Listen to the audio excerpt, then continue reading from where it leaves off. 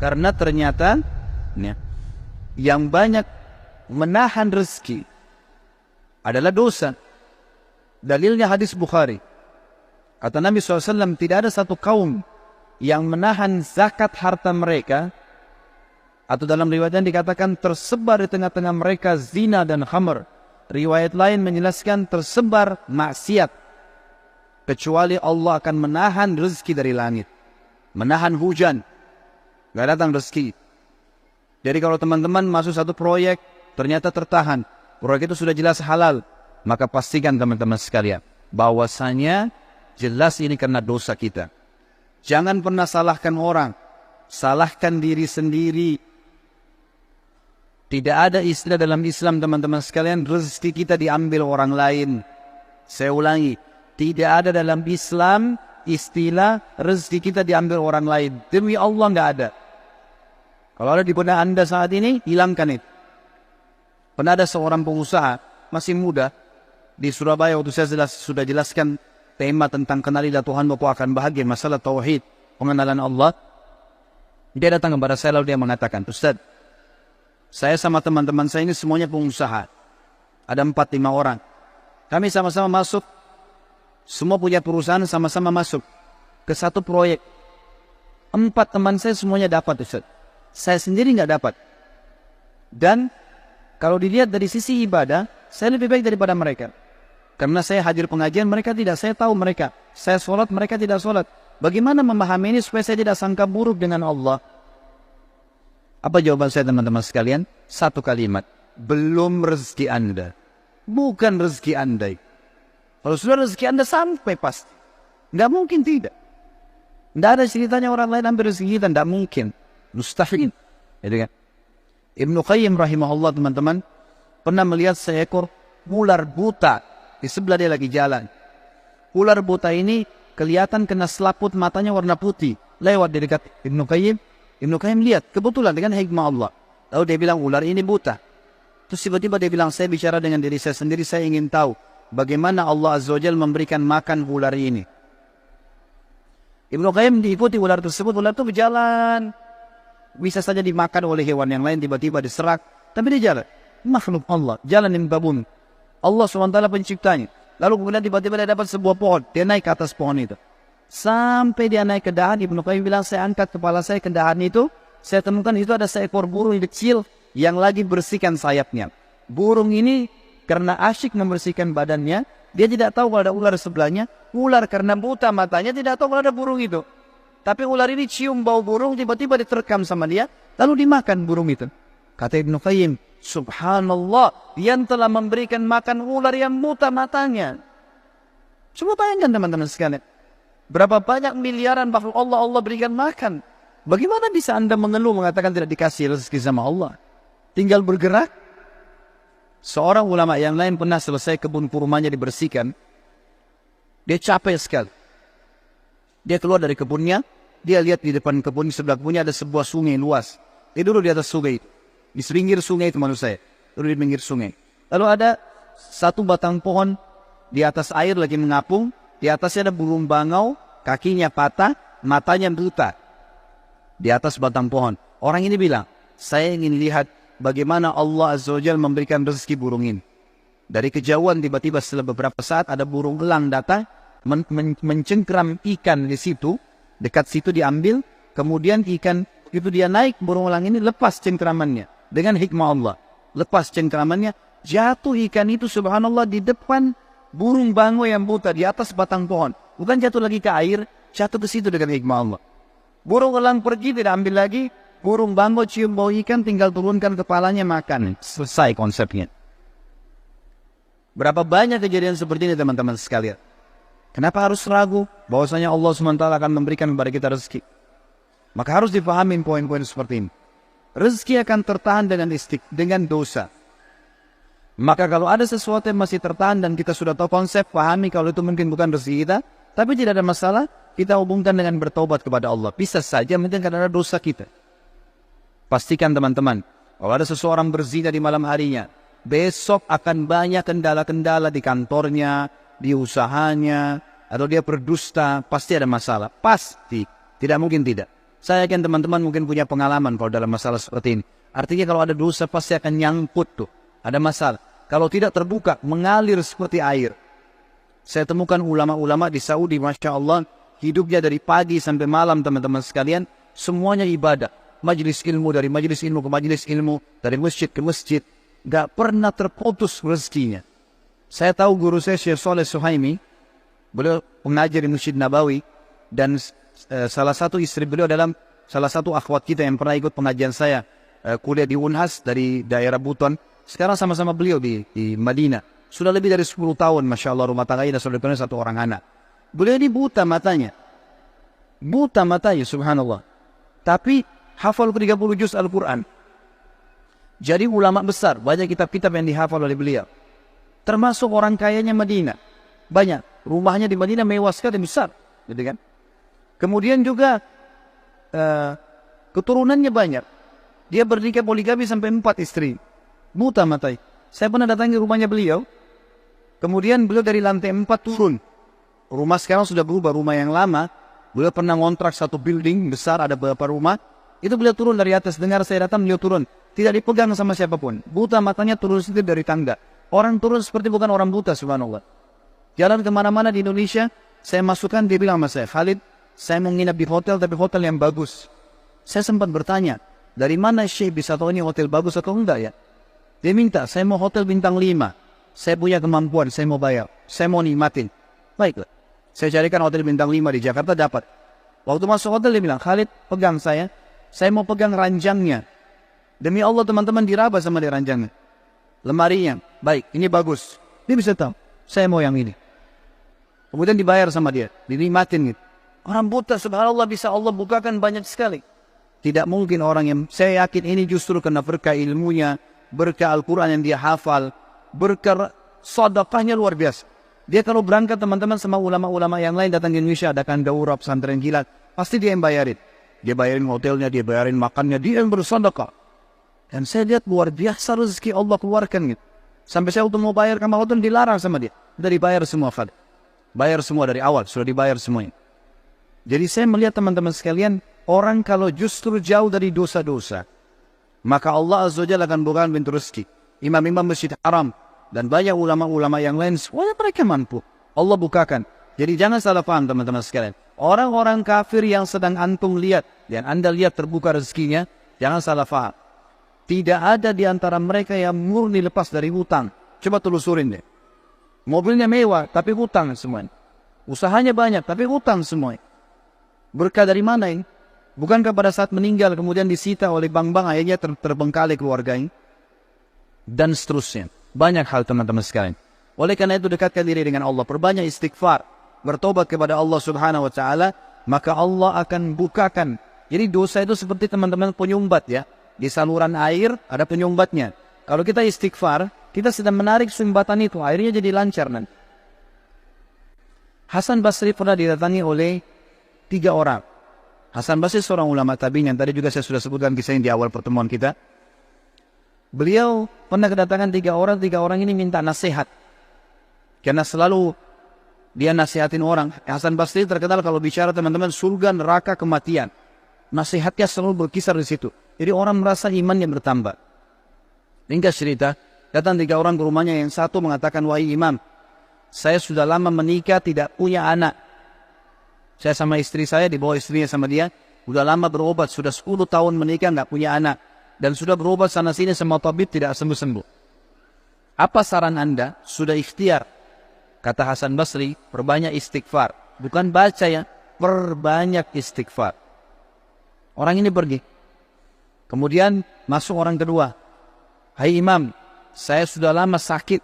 Di perut saya ini ada penyakit. Sakit, kalau sakit itu luar biasa. Sudah berobat sana sini nggak pernah sembuh. Sudah ikhtiar. Apa saran anda?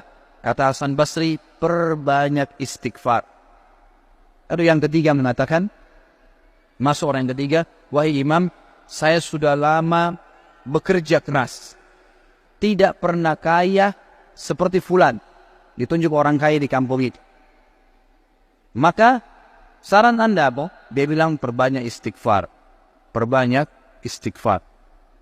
Maka pada saat itu teman-teman sekalian, Waktu sudah pulang semua, istri Hasan Basri tanya, kenapa tadi 3 orang ini pulang semua? Ada beberapa athar menyebutkan murid-muridnya yang bertanya, gitu kan? Kenapa Anda cuma mengatakan istighfar?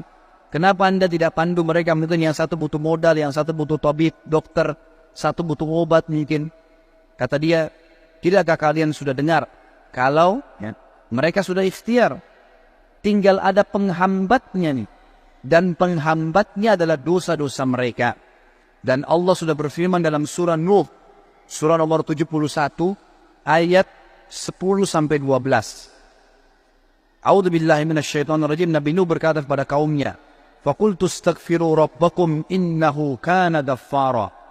Aku berkata kepada mereka, Nabi Nuh berkata kepada kaumnya, istighfarlah kalian, mohon ampunlah pada Tuhan kalian, karena Dia Maha Pengampun. Dia suka kalau kalian tobat tuh. Ayat 10, ayat 11-nya, yursilis sama alaikum midrara. Mereka atau pasti Allah akan turunkan dari langit hujan yang lebat. Dan kita tahu hujan adalah sumber kehidupan manusia. Makna terletnya, makna tadaburnya adalah, makna tafsirnya, Dia akan turunkan dari langit rezeki-rezeki yang midrar. Midrar itu bertubi-tubi. Ayat 12-nya, wa yumditkum bi amwalin wa banin wa yaj'al lakum jannatin wa yaj'al lakum anhara. Dan pasti Dia akan memperbanyak buat kalian. Yumdit, mat, ini artinya mendobelkan, melipat gandakan. Dan pasti Dia akan melipat gandakan, menambahkan buat kalian keturunan, harta-harta, amwal, dan keturunan. Serta Dia akan melebatkan kebun-kebun kalian dan akan memperbanyak sungai-sungai kalian, sumber air kalian. Imam Ahmad rahimahullah pernah didatangi teman-teman sekalian oleh seseorang. Maaf, Imam Ahmad pernah di akhir hidupnya, ini kalau teman-teman yang pernah dengar kisahnya, maaf saya ulangi, karena memang berhubungan dengan poin ini. Pernah Imam Ahmad rahimahullah, di akhir hidupnya dia tidak tahu kenapa dia harus mendatangi sebuah tempat. Lalu kemudian dia pergi ke sana. Setelah dia tiba di kota itu, tiba waktu maghrib, dia masuk ke sebuah masjid, lalu dia sholat maghrib. Habis maghrib beliau duduk rahimahullah dengan membaca Al-Quran. Imam Ahmad ini kalau nggak salah meninggal tahun 240-an. Tahun dari 4 imam madhab. Imam Ahmad rahimahullah masuk ke masjid, kemudian beliau duduk sholat. Maghrib duduk mengaji, sampai isya beliau sholat isya berjamaah. Karena tidak tahu kenapa datang ke kota itu, lalu kemudian beliau ingin istirahat. Habis sholat ba'diyah isya, orang-orang semua pada bubar, Imam Ahmad ke sudut masjid, lalu dia baring. Marbot masjidnya datang, tanya, wahai imam, wahai syekh. Syekh ini dalam bahasa Arab bisa berarti orang tua, orang kaya, atau orang pintar. Bisa 3 artinya. Kebetulan Imam Ahmad dipanggil syekh di sini maksudnya adalah orang tua. Hai syekh, hai orang tua gitu. Kenapa Anda di sini? Kata Imam Ahmad, saya mau istirahat, saya mau musafir, nggak ada kenalan. Kata dia, tidak bisa di masjid. Anda harus keluar dari masjid. Lalu kemudian disuruh keluar. Kata Imam Ahmad, saya didorong-dorong dari masjid, keluar dari masjid. Begitu keluar dari masjid, marbot masjid kunci masjid, kemudian Imam Ahmad lihat dia sudah pergi, Imam Ahmad baring di teras masjid. Marbotnya kembali lagi. Lalu mengatakan, wahai syekh, ngapain di sini? Dia bilang seperti saya bilang, saya musafir, saya butuh istirahat. Kata marbotnya, nggak bisa. Ini masjid, peraturan nggak boleh duduk di sini. Lalu kemudian didorong-dorong Imam Ahmad sampai di jalanan. Di sebelah masjid ada satu orang penjual roti. Penjual roti ini lihat kejadian tersebut, lalu dia mengatakan, hai syekh, dipanggil Imam Ahmad, orang tua gitu ya, kesinilah, ada tempat saya. Datanglah dia, Imam Ahmad, lalu Imam Ahmad berkata, orang itu berkata, ini tempat saya usaha jual roti. Di belakang saya jual roti ini ada kamar saya biasa istirahat. Rumah saya tidak jauh dari sini, Anda boleh istirahat. Besok pagi Anda boleh pergi. Dia bilang baik, jazakallah khair. Imam Ahmad duduk. Imam Ahmad ini karena zaman dulu nggak ada foto, orang nggak tahu wajahnya, orang cuma kenal nama. Nggak kita sekarang bisa lihat fotonya, bisa tahu orangnya gitu. Imam Ahmad bilang ada satu kegiatan orang ini yang unik. Setiap kali orang ini pecahin telur, ambil gandum, tepung, kemudian taruh garam, diaduk, selalu astagfirullah wa atubu ilaih, astagfirullah wa atubu ilaih, terus astagfirullah wa atubu ilaih. Terus dia mengucapkan itu.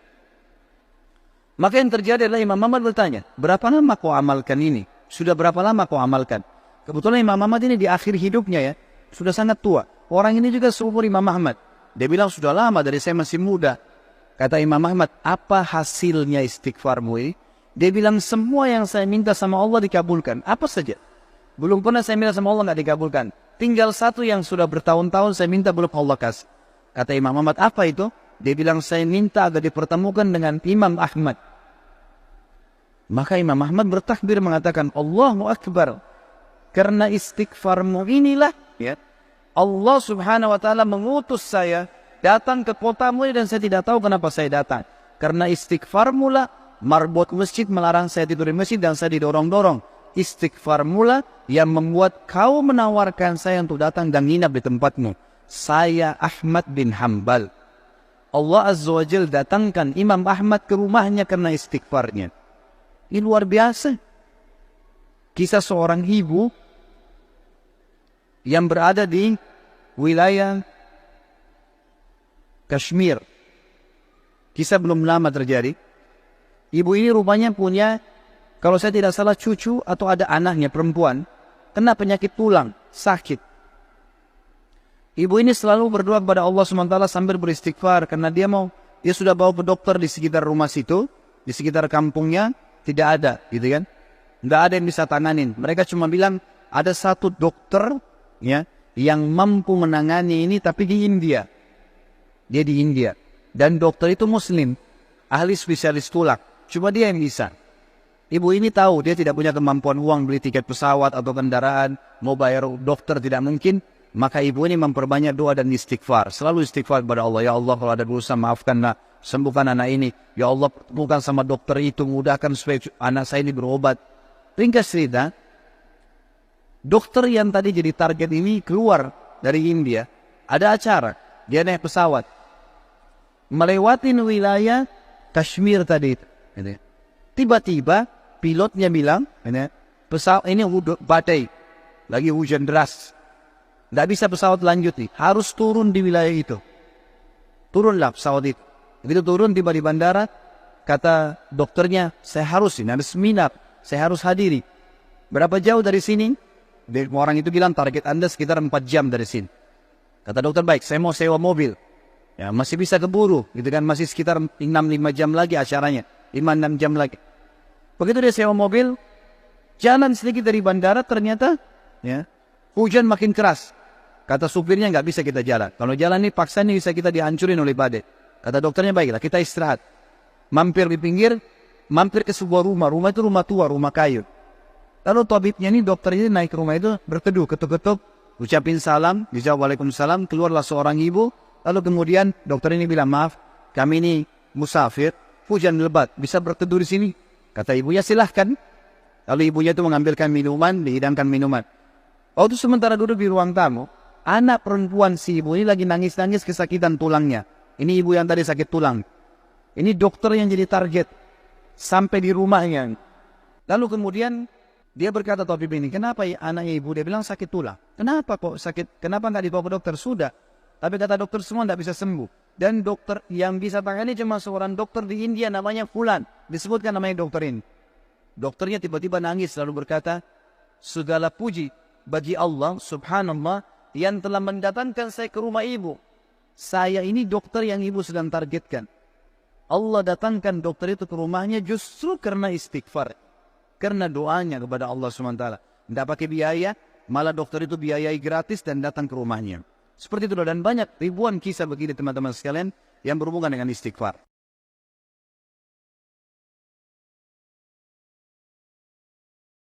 Istighfar yang benar-benar tutup mata Anda, renungi, ya. Terus ikhlaskan niat astaghfirullahaladzim alladzi la ilaha illa huwal hayyul qayyum wa atubu ilaih. Saya pribadi teman-teman pernah duduk di Madinah pada saat kami mau ujian.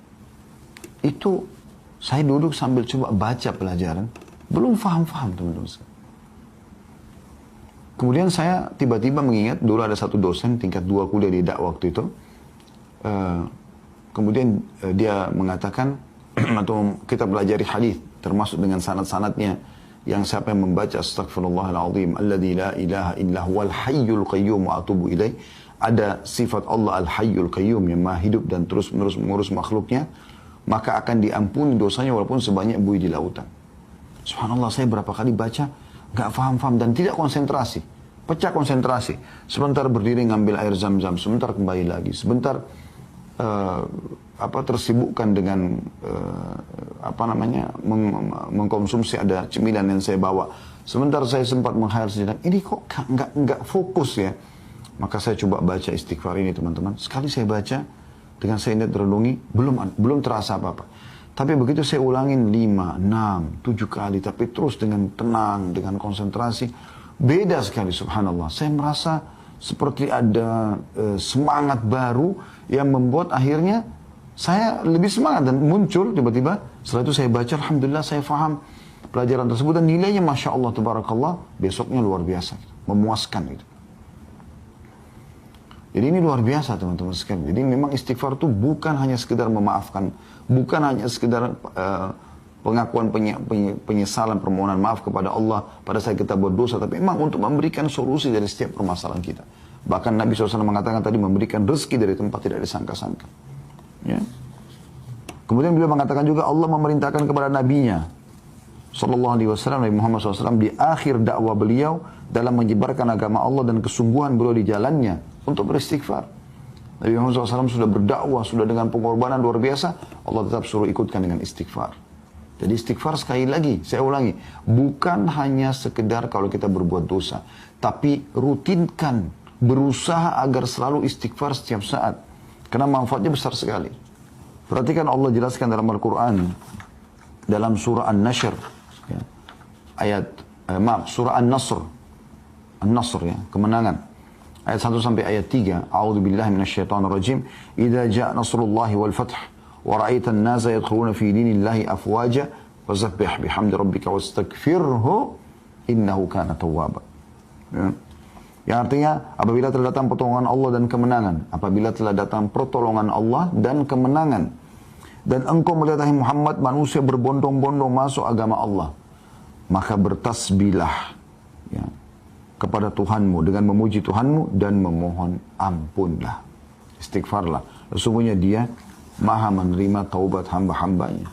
Ibnu Qayyim rahimahullah berkata, orang-orang yang mempunyai tekad dan basirah ya, lebih sering beristighfar, maksudnya petunjuk dari Allah ini, lebih sering beristighfar setelah melaksanakan amalan-amalan ketaatan, karena mereka melihat kekurangan diri mereka dalam menjalankan ketaatan-ketaatan itu, dan tidak mengerjakan amalan-amalan tersebut karena Allah sebagaimana yang layak bagi kemuliaan dan keagungannya. Dan seandainya tidak ada perintah, tentu tidak ada seorang pun berani melakukan ibadah ini, dan dia tidak rela dengan hal itu bagi tuannya. Ini maksudnya adalah perkataan Ibnu Qayyim rahimahullah, harusnya kita ini walaupun kita sudah merasa maksimal dalam mengerjakan ibadah. Contoh misalnya kita sholat wajib, kita sudah berusaha untuk khusyuk, menjaga gerakan, menjaga bacaan, tapi setelah salam yang pertama diucapkan istighfar. Tadi sudah kita sebutkan itu. Jadi itu ajaran Nabi SAW. Berarti memang ada sesuatu dengan istighfar ini. Tadi sudah kita sebutkan, setelah haji, setelah sholat malam, ya, semua disuruh istighfar. Bahkan Nabi SAW, tadi dalam surah An-Nashr yang kita baca, surah An-Nasr, maaf. Ya, kadang-kadang lisan kita ya, salah dalam mengucapkan, bukan disengaja ya. Kalau Nashr itu menyebarkan, An-Nasr itu kemenangan. Kayak ini An-Nasr, pakai shad. Maka dalam surah An-Nasr, Allah subhanahu wa ta'ala menekankan masalah itu. Pada saat Nabi SAW berhasil menaklukkan kota Mekah, kemudian beliau setelah itu melaksanakan peperangan lanjutan, yaitu perang Hunain, dan mengalahkan suku Hawazim, suku yang besar setelah Quraisy. Maka dua suku besar di Jazirah Arab sudah takluk, bahkan panglima perangnya masuk Islam pada saat itu. Kemudian beliau menuju ke Tabuk, ya, menyerang wilayah Romawi. Setelah beliau pulang, bisa dikatakan hampir seluruh Jazirah Arab takluk kepada Nabi SAW. Maka pada saat itu manusia berbondong-bondong datang. Ada yang memang karena hatinya tersentuh mendapat hidayah Islam, ada yang takut kepada kaum muslimin. Maka manusia berbondong-bondong datang masuk Islam. Allah mengatakan, pada saat kemenangan Allah sudah datang, hai Muhammad, dan kau melihat manusia berbondong-bondong masuk ke agama Allah, maka bertasbihlah kepada Tuhanmu. Bilang subhanallah, maha suci Allah. Alhamdulillah, segala puji bagi Allah. Kemudian beristighfarlah. Wastaghfiruh. Nabi disuruh istighfar. Karena jangan sampai nanti ini bisa membuat riya, bisa membuat sombong. Istighfar membuat kita lebih merendah. Karena Allah maha menerima taubat hamba. Makanya Nabi Muhammad SAW pada saat masuk ke Mekah, beliau menundukkan kepalanya SAW yang mulia sampai ya terlihat seakan-akan batang leher beliau ini ya itu sama rata dengan bagian tengah kepalanya SAW karena merendahnya kepada Allah Subhanahu wa taala. Yang ketiga, dalam zikir-zikir rutin harian, kata beliau ya, ini yang dianjurkan istighfar. Doa-doa sholat pada umumnya berisi istighfar. Misalnya dalam doa istiftah ya, di dalam doa sujud ya. Kan itu doa iftitah misalnya, atau istiftah itu kan Allahumma ba'id baini wa baina khataaya ya. Ya Allah jauhkan antara aku dengan dosaku gitu kan. Ya, itu termasuk memohon ampun. Di antara doa sujud, Rabbighfirli warhamni. Rabbighfirli, ya Allah ampunilah aku. Warhamni, kasihanilah aku, dan seterusnya. Dalam ruku dan sujud ada subhanakallahumma bihamdika Allahumma gfirli. Ini salah satu doa ruku yang sama juga dengan doa sujud. Maha suci engkau ya Allah, ampunilah dosa-dosaku, gitu kan.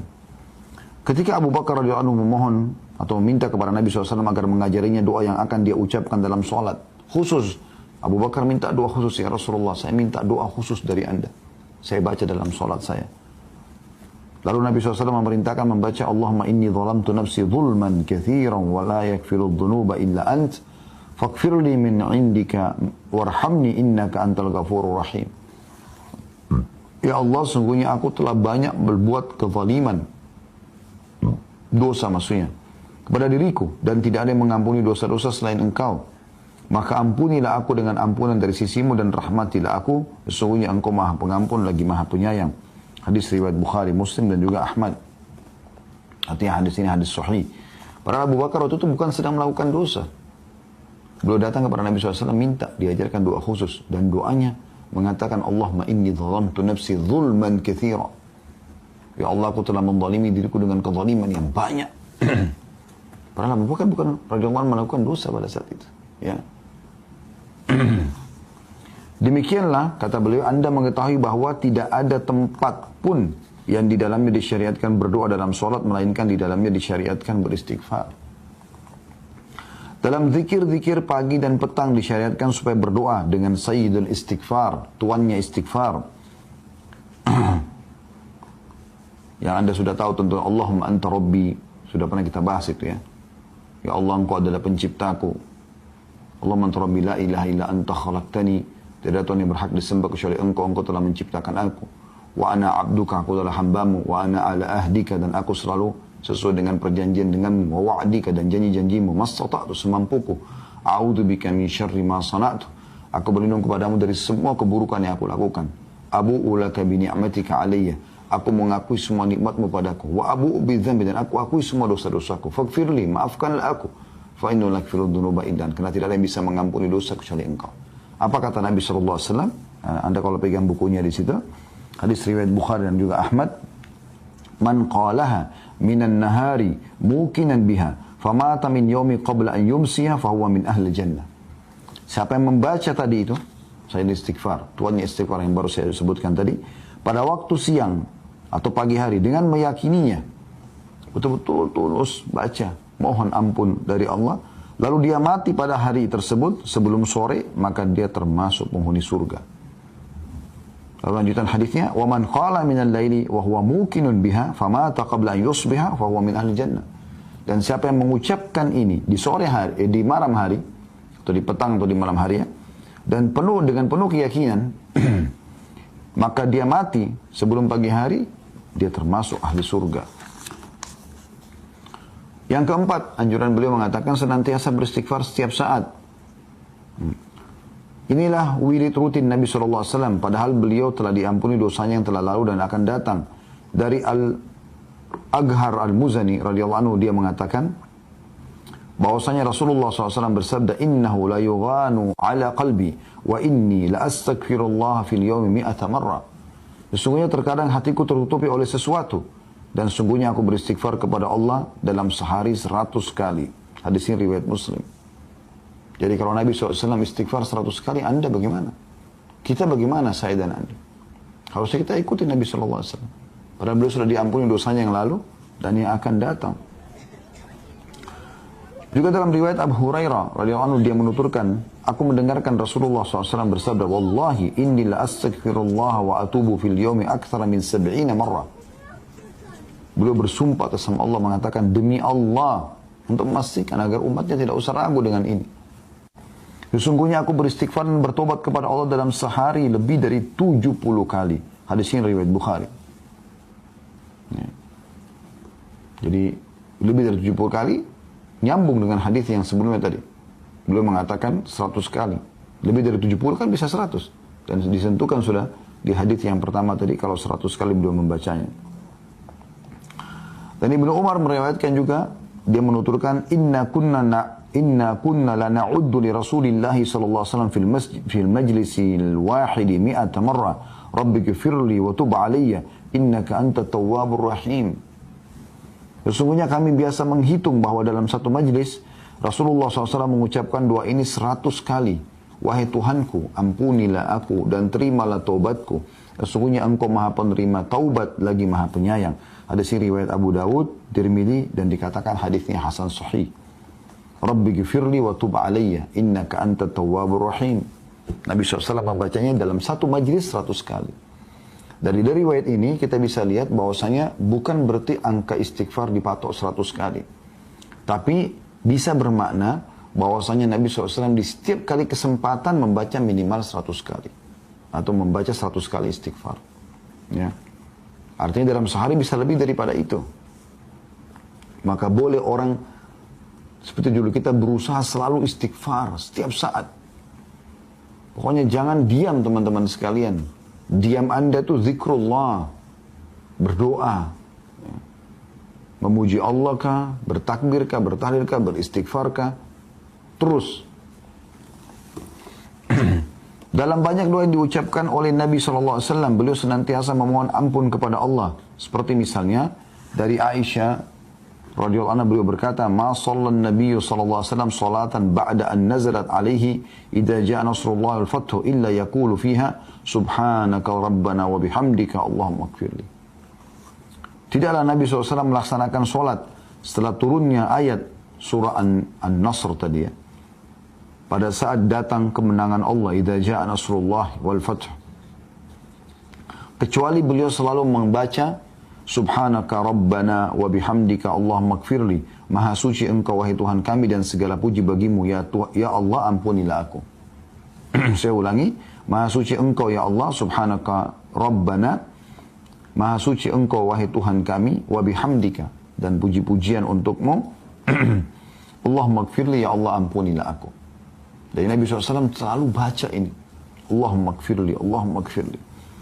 Dari Abu Musa radhiyallahu anhu dari Nabi SAW bahwa beliau juga pernah berdoa dengan doa ini, Rabbi gfirli khati'ati wa jahli, Rabbi gfirli khati'ati wa jahli, wa israfi fi amri kulli, wa ma anta a'lamu bihi minni, Allahumma gfirli khatayaya wa amdi, wa jahli wa hazli, wa kulla dhalika indi, Allahumma gfirli ma qaddamtu wa ma akhartu wa ma asrartu wa ma alantu, antal muqaddimu wa antal muakhiru wa anta ala kulli syai'in qadir. Ya Allah, ampunilah kesalahanku, ketidaktahuanku, berlebih-lebihanku dalam segala urusanku, dan apa yang engkau lebih tahu mengenai hal itu daripada aku.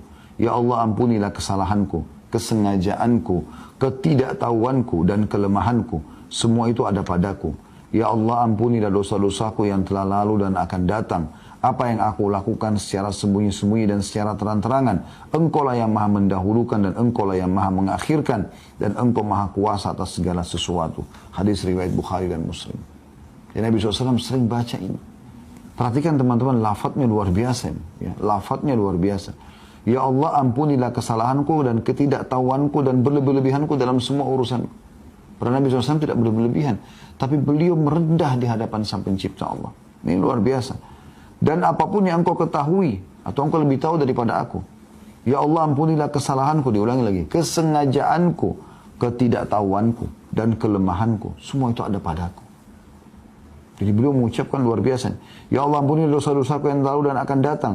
Perhatikan, memohon maaf bukan cuma yang lalu, yang akan datang pun kita minta. Serta yang aku lakukan sembunyi-sembunyi dan terang-terangan. Jadi ini permintaan yang luar biasa. Ya. Dari Ibnu Abbas juga radhiyallahu anhu bahwasanya Rasulullah SAW pernah berdoa, Allahumma laka aslamtu wa bika amantu wa alaika tawakkaltu wa ilaika anabtu wa bika khasamtu wa ilaika hakamtu faghfir li ma qaddamtu wa ma akhartu wa ma asrartu wa ma alantu antal muqaddim wa antal muakhir la ilaha illa ant. Ya Allah, kepadamu lah aku berserah diri. Allahumma laka aslamtu wa bika amantu, kepadamu lah aku beriman, wa alaika tawakkaltu, kepadamu lah aku bertawakal mengendalikan urusan pekerjaanku, wa ilaika anabtu, dan kepadamu lah aku akan kembali, wa bika khasamtu, dan dengan hujjamu aku berargumen. Kemudian dikatakan wa ilaika hakamtu, dan kepadamu lah aku meminta keputusan, faghfir lima qaddamtu wa ma akhartu, maka ampunilah semua dosaku yang lalu dan yang kemudian. Ya, perhatikan selalu diikuti dengan yang akan datang. Ya. Wa ma asrartu wa ma alantu, dan apapun yang aku rahasiakan dan aku tampakkan. Antal muqaddim wa antal muakhir la ilaha illa anta. Karena kau zat yang mendahulukan dan mengakhirkan, tidak ada Tuhan yang berhak disembah kecuali engkau. Hadis ini riwayat Bukhari Muslim. Kata penulis, ya Allah, dosa apa gerangan yang dilakukan oleh jiwa yang suci tersebut? Maksudnya Nabi Muhammad SAW. Sampai begitu luar biasa memohon pemaafan kepada Allah. Kesalahan apakah yang disembunyikan dan dinyatakan? Karena Nabi SAW tidak ada yang tersembunyi. Apapun dari sikap beliau, perbuatan beliau kepada Allah Subhanahu wa Ta'ala. Yang terdahulu dan kemudian yang beliau lakukan. Apa yang Nabi lakukan? Dosa masa lalu. Dan dosa akan datang. Tidak ada sebab kehendakan. Tapi beliau ingin mendekankan kerendahannya kepada Allah Subhanahu wa Ta'ala. Kalau dia hamba, ya dia ingin menekankan pada umatnya, aku saja begini, bagaimana kalian? Kata penulis, jika Nabi SAW yang telah diampuni dosa-dosanya yang terdahulu dan yang kemudian, atau terkemudian, tinggi sebutan beliau dan tinggi derajat beliau, beristighfar kepada Allah dalam sehari 100 kali, bahkan dalam satu majlis 100 kali. Lalu bagaimana halnya dengan kita, orang-orang yang sering mencampur adukkan antara kebaikan dan keburukan, sering melakukan dosa dan tidak sempurna dalam melaksanakan kewajiban? Bagaimana bisa kita tidak istighfar kecuali hanya habis sholat, astagfirullah, astagfirullah, selesai? Bagaimana kita lalaikan istighfar 100 kali minimal dalam sehari? Nabi SAW kadang-kadang 100 kali dalam satu majlis. Rabbi ghifirli wa tub aliyya. Selalu beliau ulang-ulangi. Ya. Jadi surah An-Nasr pada saat turun, Subhanaka Rabbina, ya, Subhanaka Allahumma wa bihamdika, ya, Allahumma ghfirli. Saudaraku yang mulia, kata beliau, karena sedemikian rupa kedudukan istighfar, maka jangan sampai ia berpisah dari kita di majlis atau kediaman. Hendaklah lisan kita senantiasa melantunkan istighfar dan taubat setiap saat dan setiap waktu. Serta hendaklah kita berusaha menjaga doa-doa rutin dan mengingat dosa-dosa kita dan kekurangan kita dalam menjalankan kewajiban kepada Allah dalam keadaan berdoa kepadanya. Ini Ramadan, kesempatan. Jiwa kita betul-betul lagi sangat siap untuk mendekatkan diri kepada Allah. Lebih siap dari sebelumnya. Jangan sia-siakan ini.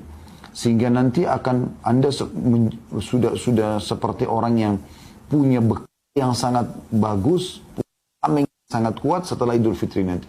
Untuk Anda terapkan dalam kehidupan sehari-hari. Ini masa training. Masih tersisa. Ya, sampai 7-8 hari ke depan. Jangan sia-siakan, saudaraku. Istighfar yang berbekas dalam jiwa dan terlaksana tujuannya ialah istighfar yang di dalamnya hati dan lisan sejalan. Sebab istighfar adalah tanda taubat dan berhenti melakukan dosa serta perasaan berdosa dan bersalah. Maka sepatutnya kita, wahai saudaraku yang mulia, ya, agar hati kita mengucapkan istighfar dan penyesalan sebelum lisan kita. Jadi jangan cuma astagfirullah tapi munafik, hatinya enggak begitu. Enggak. Kalau perlu, kata beliau, hati lebih dulu beristighfar, menyesali perbuatan sehingga lisan mengucapkan dengan tulus. Aku memohon maaf kepadamu ya Allah. Astagfirullah wa atubu ilaih. Nikmatnya orang yang istighfar dan tobat itu luar biasa teman-teman. Tidak bisa dibeli dengan seluruh harta dunia. Anda pernah rasakan pada saat Anda buat dosa lalu Anda dulu di atas sejadah Anda menangis terisak-isak karena kesalahan tersebut? Saya yakin orang beriman akan pernah melalui itu. Bagaimana nikmatnya tangisan itu teman-teman. Demi Allah nggak bisa dibayar dengan seluruh harta dunia. Mahal, nikmat, tentram.